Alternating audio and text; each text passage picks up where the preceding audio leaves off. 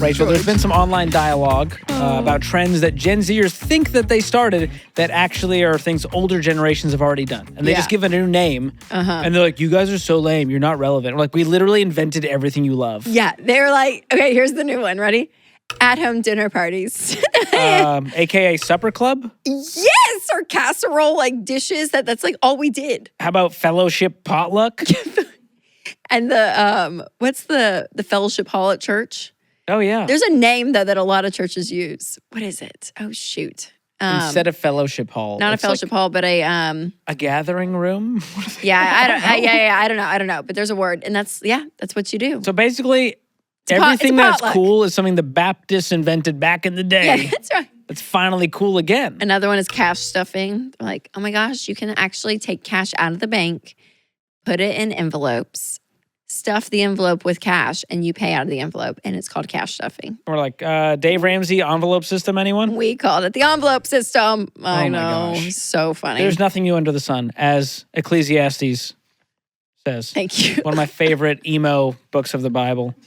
So rock and roll. Everything is meaningless. I'm like, yes, bro. What is this life we're living? So I feel epic. all that energy. Oh, here's another one. Loud budgeting. Okay, I do like this. I appreciate this. I do love it, but I'm like, you didn't invent. You're just saying we should be on a budget and have some boundaries when it comes to money. Sorry, I can't go on your $5,000 bachelorette trip because I'm on a budget. And they're like, it's called loud budgeting. It's really cool. So on trend. You should do it. And then Rachel's like, you should budget. I'm like, ew. Ow. Oh my gosh, giving boomer vibes. Oh my gosh, I'm already exhausted. Well, you know what's funny, George, is that every generation thinks that they're the best when it comes to finances. I feel like the boomers are like, oh, millennials spend so much on therapy and like all this iced stuff. coffee and avocado toast. Yeah, the boomers are like, ragging on us. And then we can rag on the Gen Zers, George, that There are they're. a lot of fashion fads and things they kind of fall for, temporary trends, if you will. Yes, so yeah, I feel like we can be bitter towards them at times. And to be fair, the younger generations can gang up on the boomers and, be like, Oh my God. yeah, have fun living in your $1.2 million house that you bought in 1972 for $100,000. And 2 blueberries. Like, why are you so guys great. still renting? You're throwing away money on rent. You kids don't work hard enough. We walked uphill both ways. And we're like, it costs way more comparatively to our income to buy a house. That's right. Than it did for I them. know. So there's I a lot know. of, we can point fingers all day long. Yes. But can we all just get along? I know, a little kumbaya. We Life can is all hard. learn from each other too. There's a humble pill to swallow. Amen. We can all learn from each other. And no person or any generation has ever handled their money perfectly, but we've seemed to find our way back to the basics. So let's talk about some of these proven financial habits that we can all benefit from, no matter what the housing market, the economy, no matter your age. What do we do here? What are the proven I'm going to principles? say one of them, regardless of age, is being debt free. So whether you're in retirement when you don't have debt, then you have less money you need in retirement, not to keep up with payments, but just to keep your lifestyle afloat, all the way to, the Gen Zers, where I'm like, if you start off with no debt, it is powerful what your income can do. So I think that's a big one. I think having goals is important, of saying, hey, money saved, whether it's an emergency fund or like funding retirement early. I think those are goals for everybody to have. That's good. And as I think through the generations, I think they all experience different challenges.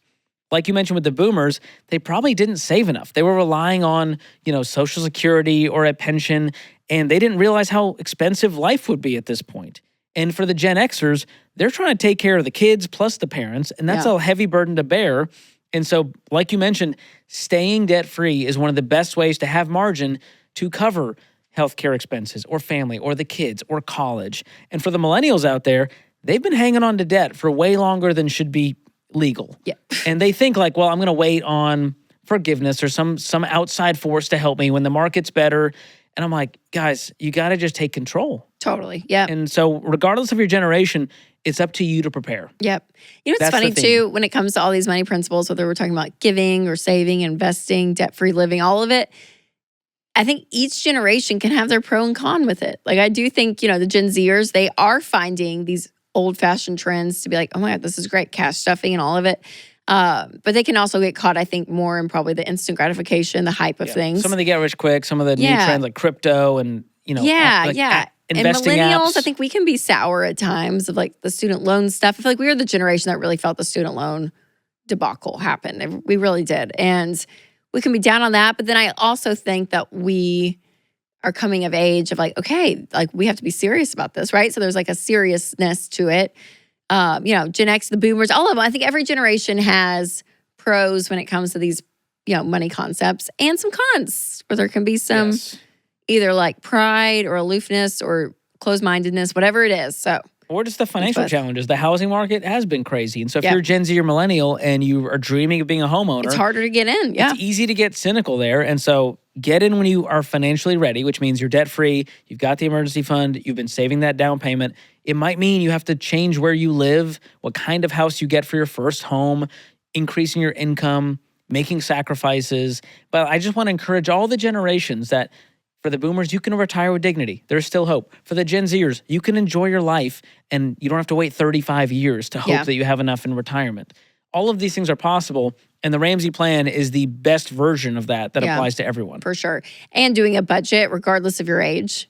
And so if you've not downloaded EveryDollar, you guys make sure to do that. You can actually start a free budget online.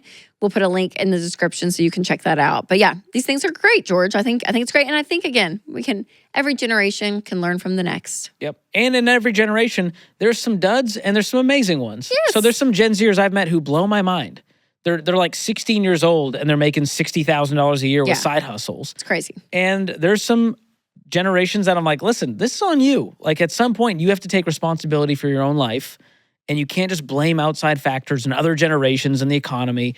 At some point, like we got to stop playing the victim. All right, George, if you weren't a millennial, what generation would you pick to be? Oh my gosh. I think I'm inside a secret boomer. I love like just getting to be just like, meh, and like you can get away with it. Like I'm excited to be an old guy because you can just be kind of crazy. Yeah. And they can be like, oh, that's grandpa. Look at him. He's pretty wild. He's got some stories and he's zany. But I like that curmudgeon sort of like little Seinfeld, boomer. George Costanza. I like to just complain about things in an entertaining way. Yeah, that's good. That's part of being a grandpa. That's good. How about you? Admit it, Gen Z. No, I was going to say Gen X. What? Yeah, I think I'd be a Gen Xer. That's our friends Ken Coleman and Dr. John Deloney. Put me 10 years later than where I am, and I think I'm good. Why is that? Is it just a wisdom and maturity and just sort of like they feel like a non-drama generation? That's true. Well, it's why they're often forgotten. Like they're like, we go Gen Z, millennial, boomer, and they're like, we forgot about us. Yeah, there's like a whole generation. I don't know. I could go there. They don't make as much of a ruckus. They're just doing their thing. Yeah, just like me. Low drama. Low drama? No ruckuses. Wow. I'll drink to that.